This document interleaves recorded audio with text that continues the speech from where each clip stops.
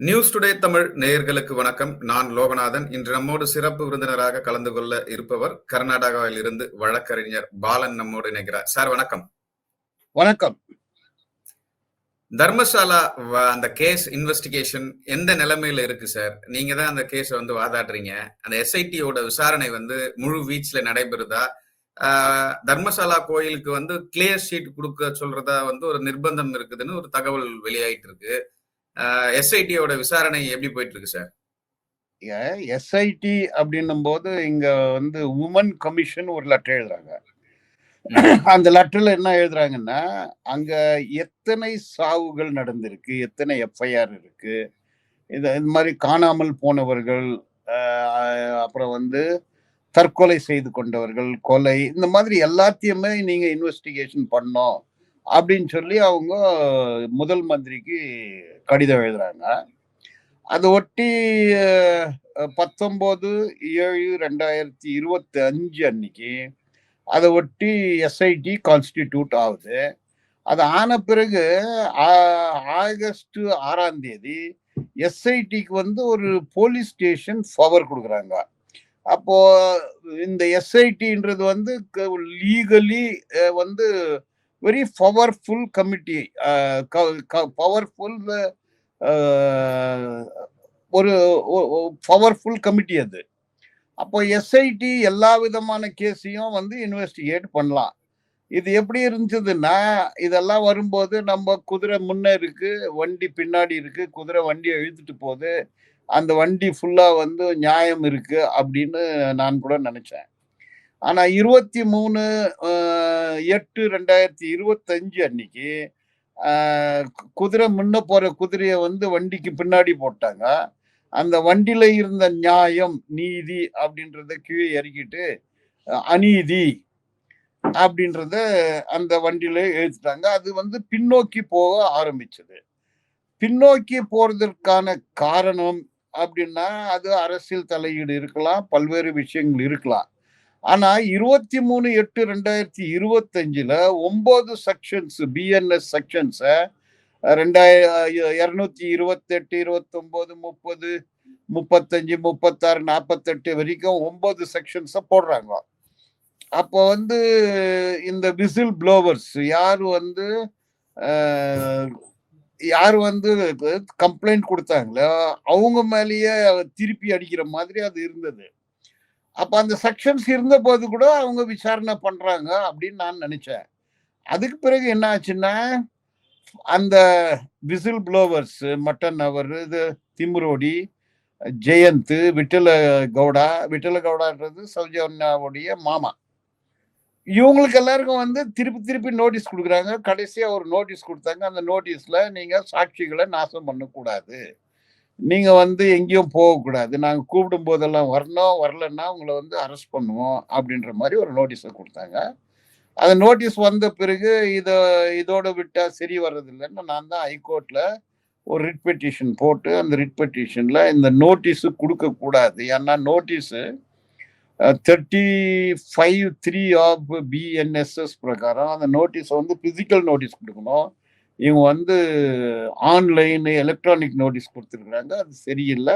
ரெண்டாவது, இந்த கேஸை ரெஜிஸ்டர் பண்ண விதமே சரியில்லைன்றது என்னுடைய வாதம். அதை ஹைகோர்ட் கூட ஏற்றுக்கிட்டாங்க. ஒரு நான் காக்னிசபிள் அஃபென்ஸ் கேஸ் ரெஜிஸ்டர் பண்ணும்போது 211A 211Aல எதுக்காக இந்த கேஸை ரெஜிஸ்டர் பண்ணாங்கன்றதே ஒரு புரியாத புதிர். அந்த கம்ப்ளைண்ட்ல என்ன இருக்குன்னா, கொலையை ஒட்டி இருக்கு, ரேப்பு ஒட்டி இருக்கு, சின்ன சின்ன பெண்களை கற்பழித்த விஷயம் இருக்கு. இந்த மாதிரியா இருக்கும்போது அவங்க இது கொலை கேஸு இல்ல கற்பழிப்பு கேஸு, அந்த சவத்தை புதைத்த கேஸு, இந்த மாதிரி போடாம எதுக்காக 211A போட்டாங்கன்றதே தெரியல. பட் அது சட்டப்படி அது சரியில்லை, இட்ஸ் லீகலி ராங். ரெண்டாவது, நான் காக்னிசபிள் அஃபென்ஸ்ல அந்த சின்னையா என்றவரை கூட்டு போய் ஒரு ஸ்டேட்மெண்ட் கொடுக்குறாரு. அதை 183 பிஎன்எஸ்எஸ் ஸ்டேட்மெண்ட் அப்படின்னு சொல்லுவாங்க. அந்த ஸ்டேட்மெண்ட் நான் காக்னிசபிள் அஃபென்ஸ்ல எதுக்காக எடுத்தாங்கன்றது இன்னொரு புதிர்.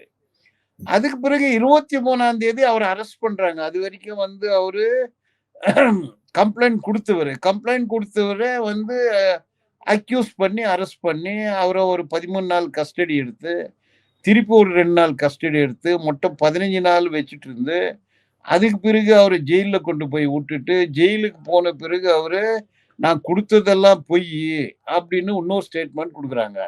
ஒரு ஸ்டேட்மெண்ட் கொடுத்துட்டு இன்னொரு கன்ஃபெஷனல் ஸ்டேட்மெண்ட் கொடுக்க மாட்டது கூட அது புரியாத புதிர். இப்ப அங்க மொத்தம் 524 தெரிந்த சாவுகள். அதுல 74 சாவு வந்து டாக்குமெண்டட் டெத்ஸ். டாக்குமெண்டட்னு எப்படி சொல்றோம்னா அங்க வந்து இந்த நிறுவனத்தை சேர்ந்தவர்கள் லாட்ஜ், ரெஸ்டாரண்ட் இந்த மாதிரி எல்லாம் நடத்துறாங்க. அப்போ ஒரு ஆளு லாட்ஜில் போய் தங்கினா அவர்கிட்ட வந்து ஐடி கார்டு இல்லாம யாரும் கொடுக்க மாட்டாங்க. அவர் பேரை எழுதாம யாரும் கொடுக்க மாட்டாங்க. அந்த டாக்குமெண்ட் இல்லாம எப்படி புதைக்க முடியும்? அந்த மாதிரி வந்து சத்த சாவுகள் மொத்தம் எண்ணிக்கை 12 வருஷத்துல 74. இப்போ அந்த சாவு அப்படி ஒரு பிணம் கிடைத்தால் அது வந்து ப்ரொசீஜர் அதை 174 இன்குவஸ்ட் ப்ரொசீடிங்னு கிரிமினல் ப்ரொசீஜர் கோட்ல சொல்லுவாங்க. கர்நாடகாவில் 2004 இன்குவஸ்ட் ப்ரொசீடிங்னு செப்பரேட் ரூல்ஸ் கூட இருக்குது. ஒரு பணம் கிடைத்தால் அந்த பணத்தை வந்து போட்டோ எடுக்கணும், வீடியோகிராஃபி பண்ணணும், ஃபாரம் ஏ ஃபில் பண்ணணும், ஃபாரம் பியில் வந்து அந்த பிணத்தை தாசில்தாருக்கு சொல்லணும். தாசில்தார் வந்து அதை இன்குவஸ்ட் ப்ரொசீடிங் பண்ணுவார். அதையெல்லாம் வந்து ரெக்கார்ட் பண்ணணும். அது ரெக்கார்ட் ஆன பிறகு அதை போஸ்ட்மார்ட்டம்க்கு அனுப்பணும். போஸ்ட்மார்ட்டம் டாக்டரு அந்த போஸ்ட்மார்ட்டம் கூட ஃபோட்டோ பிடிக்கணும், வீடியோகிராஃபி பண்ணணும். அது பண்ணிட்ட பிறகு அந்த பணத்தை வந்து யாரும் கிளைம் பண்ணலன்னா அதை வந்து நியூஸ் பேப்பரில் போடணும். இதெல்லாம் போட்ட பிறகு அதை டாக்குமெண்டேஷன் பண்ணி தான் ஒரு பணத்தை வந்து புதைக்க முடியும். ஆனால் எதுவுமே இல்லாமல் போச்சுட்டுக்கிறாங்க. அப்போ 74 மர்டர் தானே. ஒரு பணம் வந்து விழுந்துருக்குன்னா போஸ்ட்மார்ட்டம் பண்ணால் தான் தெரியாது கொலையா தற்கொலையா இல்லை ஆக்சிடென்ட்டான்றது. அப்படி தானே தெரியும். 74 பிணங்களை யார் புதைத்தது, எதற்காக புதைத்தார்கள், அதனுடைய சட்டப்படி ஃபோட்டோ எடுத்தாங்களா, இந்த ப்ரொசீஜரை ஃபாலோ பண்ணாங்களா, தாசில்தார் யாரு, போலீஸ்காரன் யாரு, இங்கே பார்த்தா யாரோ பஞ்சாயத்துக்கு வந்து பிணங்களை புதைப்பதற்கு பவர் பஞ்சாயத்துக்கு எங்க இருக்குது? போலீஸ்க்கு தெரியாம பிணத்தை எப்படி புதைக்க முடியும்? டாக்டருக்கு தெரியும். டாக்டர் அங்க மகாபலப்பான்னு ஒரு பிரைவேட் டாக்டர், அரசு டாக்டர் இல்லாம பிரைவேட் டாக்டர் இதுல எப்படி வராரு? அதனால இது எல்லா சாவுகளுமே வந்து விசாரணை பண்ணோம். இப்ப எல்லா சாவுகளுமே விசாரணை பண்ணோம் அப்படின்னு சொல்லி தான் வந்து உமன் கமிஷன் லெட்டர் எழுதுறாங்க. அங்க சிட் கான்ஸ்டியூட் பண்ணும்போது கூட எல்லாம் எத்தனை பணம் விழுந்திருக்குதோ அது மொத்தத்தையும் இன்வெஸ்டிகேட் பண்ணுங்கன்னா வந்து சிட்டுக்கான ஆர்டர். ஆனா சிட்டு வந்து முன்ன போயிட்டு இருந்த குதிரை வண்டிக்கு பின்னால வந்துடுச்சு.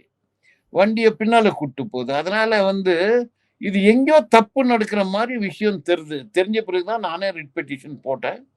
இப்போ அவங்கள அந்த விசில் ப்ளோவர்ஸை கூப்பிடக்கூடாது, ஹராஸ் பண்ணக்கூடாதுன்னு ஹைகோர்ட்ல ஒரு ஆர்டரை போட்டிருக்கிறாங்க. இப்போ இது என்ன பார்க்க வேண்டியதுன்னா, இது இந்தியாவிலேயே உலகத்திலேயே ஒரு மிகப்பெரிய ஒரு serial killers, serial murders, serial rapes. இது எப்படி வந்து ஒரு அரசு நம்மனா விக்ரமாதித்தன் அரசாங்கம் ஆயுது இல்லை வந்து ஜனநாயக அரசாங்கம் ஆயுது? எதுக்காக இப்படி எல்லாம் நடக்குது? இவ்வளோ சீரியஸான மர்டர்ஸ் கொலை, பிணங்கள் இது எப்படி நடக்குது? இப்ப திருப்பதிக்கு இது அங்கன்னா பணமாகவும் இது ஒன்றும் உயருது இல்லை. இது என்னன்னா இது வந்து திருப்பதி வந்து அரசு நடத்தக்கூடிய ஒரு கோயில். இது வந்து ஒரு குடும்பம் நடத்துறாங்க. அந்த குடும்பத்துக்கிட்ட வந்து 75,000 பேர் வேலை செய்யறாங்க. அவங்களுடைய மைக்ரோ ஃபைனான்ஸ் 40,000 கோடி ரூபாய். பல resorts, nature cure hospital, multi speciality என்ற அப்படின்னா பணம், அதிகாரம், அரசியல் பலம் எல்லாம் இருக்கு. திடீர்னு பாத்தீங்கன்னா இந்த செத்து போன பெண்களும் கூட, பெண்களோ ஆண்களோ அவங்க கூட இந்து, ஆனா RSS பிஜேபி எல்லாம் 500 காரு 300 காருன்னு எடுத்துக்கிட்டு தர்மஸ்தலாக்கு போறாங்க. போய் நாங்கள் கோயிலை காப்போம். யார் சொன்னது காப்பாத்தாதீங்கன்னு? செத்து போனவங்களுக்கு பதில் சொல்றான்னா நாங்கள் மதத்தை காப்போம் காப்பாத்து, கோயிலை காப்போம் காப்பாத்து. செத்தவங்களுக்கு பதில் சொல்லு. செத்தவங்க எல்லாம் எங்க செத்தாங்க, எதுக்காக சாவுறாங்க, யார் சாவடிக்கிறவன்? ஒரு ஜனநாயக நாடு மாதிரியே நடக்கல. இது என்ன ஒரு ராஜாங்கம் மாதிரி நடக்குது தர்மஸ்தலா? இது என்ன ராஜாங்கமா? அப்போ இந்த சிட் ஏற்கனவே சிபிஐ, சிஐடி, லோக்கல் போலீஸ் வந்து அநியாயம் பண்ணியிருக்கிறாங்க. அவங்க சட்டப்படி நடந்துக்கல, சட்டத்திற்கு புறம்பாக வந்து நடந்துக்கிட்டாங்க. இப்போ சிட்டும் அதே வழியில போற மாதிரி தான் தெரியுது. இப்போ நீங்க கேட்பீங்க, இதை இவ்வளவு பேர் செத்துக்கிறாங்களா, அவங்களுக்கு நியாயம் கிடைக்குமா அப்படின்னு. ஒண்ணு புரியுது, இது சாவு, இது வந்து நேச்சுரல் டெத் இல்ல, கொலை ஆயிருக்கு, கற்பழிப்பு ஆயிருக்கு. அந்த இதற்கான காரணகர்த்தாக்கள் யார் அப்படின்னு பாத்தீங்கன்னா லோக்கல் இன்ஸ்பெக்டர் ஜெயிலுக்கு போனா அது நமக்கு நியாயம் கிடைச்ச மாதிரி. அதுக்கு மேல லோக்கல் இன்ஸ்பெக்டர், அங்க இருக்கிற டிஎஸ்பி, இவங்க எல்லாமே குற்றவாளிகள் தான். இதுல வந்து சிஐடி, சிபிஐல 2 ஆபீசர்ஸ், இவங்க எல்லாம் ஜெயிலுக்கு போக வேண்டியவங்க. இந்த டாக்டர்ஸ் யார் போஸ்ட்மார்ட்டம் நடத்தி இந்த மாதிரியான பொய்யான சர்டிபிகேட் கொடுத்தாங்க, அவங்களும் சிறைக்கு போக வேண்டும். அப்ப இது ஒட்டுமொத்த கொலைகளையும் இந்த சாவுக்கும் காரணமாக இருப்பது அரசு எந்திரம், போலீஸ், மெடிக்கல் நிர்வாகம் எல்லாரும் சேர்ந்து கூட்டாக கொலையும் கற்பழிப்பும் நடந்திருக்குது. இதுல நியாயம் கிடைக்கிற மாதிரி இல்லை. ஆனால் நியாயம் கிடைக்கும் வரை இது வந்து புகஞ்சிட்டு தான் இருக்கும். இது யாருமே வந்து நெருப்பு ஊத்தி அணைக்க முடியாதுன்றதை நான் சொல்றேன். Okay sir. இப்போ ஒரு கேள்வி இருக்கு சார். இந்த சாட்சியங்கள் எல்லாம் மிரட்டப்படுறாங்க, அவங்க மீது வழக்கு பதிவு செய்யப்படுது. ஆமா, இப்ப 4 பேர் சாட்சியங்கள்னா எதுக்கு சாட்சியங்கள்? சாட்சி வந்து 74 கொலைக்கான சாட்சியா? எந்த சாட்சிய சொல்றீங்க நீங்க? இப்போ வந்து அங்க வந்து ஸ்கல் கிடைக்குது, எலும்பு கூடுகள் கிடைக்குதுன்னு சொல்லி ஒரு எஃப்ஐஆர் ரெஜிஸ்டர் ஆகிக்குது. 74 டாக்குமெண்டட் டெத்ஸ், அதற்கான சாட்சியங்கள் யாரு? எந்த சாட்சியை நாசம் பண்றாங்க? யார் நியாயம் கேக்குறாங்களோ அவங்க மேலேயே கேஸ் போடுறாங்க, அவங்களே ஜெயிலுக்கு அனுப்புறாங்க. என்ன சார் நடக்கும் அடுத்த கட்ட நகர்வு? அடுத்த கட்ட நகர்வு இப்போ law maker, law keeper, law breaker, law breaker எல்லாமே ஒன்னா சேர்ந்து ஒரு குற்றத்தை புரிந்தால் அது இப்படிதான் ஆகுன்ற ஒரு பாடம். இது வந்து பணமும், பணபலம், அதிகார பலம், ஆணவ பலம், எல்லா பலமும், அரசியல் பலம், அது எல்லா பலமும் ஒன்னா சேரும்போது மனிதனுடைய வாழ்க்கை, ஒரு பிரஜையினுடைய வாழ்க்கை துச்சம். சின்ன சின்ன பொண்ணுங்க, 18 வயசு 17 வயசு பொண்ணுங்க கற்பழிப்பு, கொலை. அதுவும் இந்த ஸ்டேட்டே ஒன்றும் பண்ண முடியல, இந்த அரசே ஒன்றும் பண்ண முடியாதுன்னா அப்ப இது என்ன அரசு எந்திரம்? இது என்ன நடந்துகிட்டு இருக்கு? அது கேட்கறதுக்கு எந்த அரசியல் கட்சியில ஆளுங்கட்சியும் இல்லை, எதிர்கட்சியும் இல்லை, எம்எல்ஏங்கிற கட்சியும் இல்லை, எம்எல்ஏ இல்லாத கட்சியும் இல்லை. அந்த மாதிரியான ஒரு நிலைமை இந்த நாட்டுல நடக்குதுன்றது வந்து இது இந்த நாடு வந்து இது சட்டத்தின் ஆட்சியா, பணத்தின் ஆட்சியா, கொலைக்காரர்களின் ஆட்சியா, கொள்ளைக்காரர்களின் ஆட்சியா, கற்பழிப்பவர்களின் ஆட்சியா? இது என்ன சொமாலியாவா? பட் இது எப்படி இந்த மாதிரி நடக்குது? இத வந்து போராட்டத்துக்கு ஒண்ணுமே மரியாதை இல்லை. நியாயம் வேண்டும் என்று போராடினால் சிறையை காட்டுகிறார்கள். அங்க வந்து யூடியூபர்ஸ் போனா அவங்கள அடிக்கிறாங்க. நேஷனல் மீடியா பாத்தீங்கன்னா ரிபப்ளிக் இங்கிலீஷ் டிவிலேருந்து, டைம்ஸ் நவ் டிவிலேருந்து, ஹாஜி தக்கு, எல்லா தக்கும் லோக்கல்ல இருக்கிற மெயின் ஸ்ட்ரீம் மீடியா எல்லாமே வந்து இந்த இந்த இந்த பாதிக்கப்பட்ட பெண்களுக்கு விரோதமாக தான் செயல்படுறாங்க. அப்ப பாருங்க நீங்க, there are 4 pillars of the constitution. அரசியல் அமைப்பு சட்டத்துக்கு 4 பில்லர், தூண்கள். Number 1 Vidhana Soudha, parliament. அந்த தூண் எந்த வேலையும் செய்யல. 2வது வந்து கோர்ட்டு, 3வது வந்து அட்மினிஸ்ட்ரேஷன், 4வது வந்து மீடியா.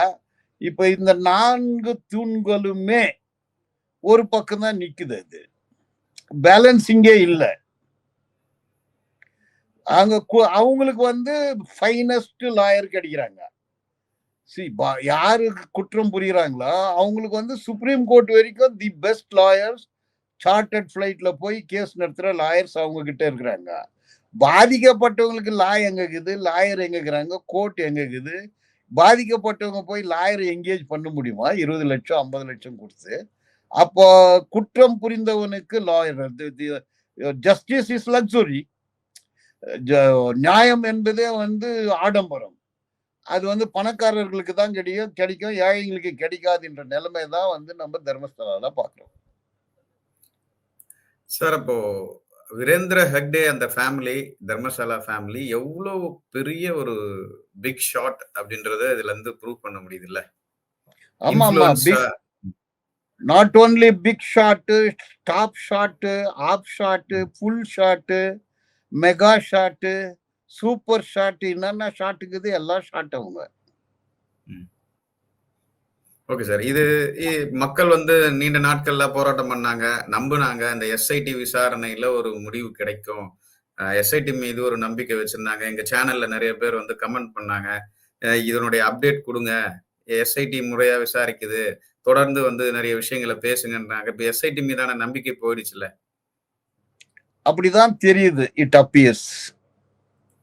நான் தான் சொல்லிட்டேன், வண்டி குதிரை முன்ன போயிட்டு இருந்தது, நம்பிக்கை இருந்தது. குதிரை வண்டிக்கு பின்னால போட்டாங்க. குதிரை முன்ன போகும்போது அந்த வண்டியில நியாயம் அப்படின்ற பண்டல் இருந்தது.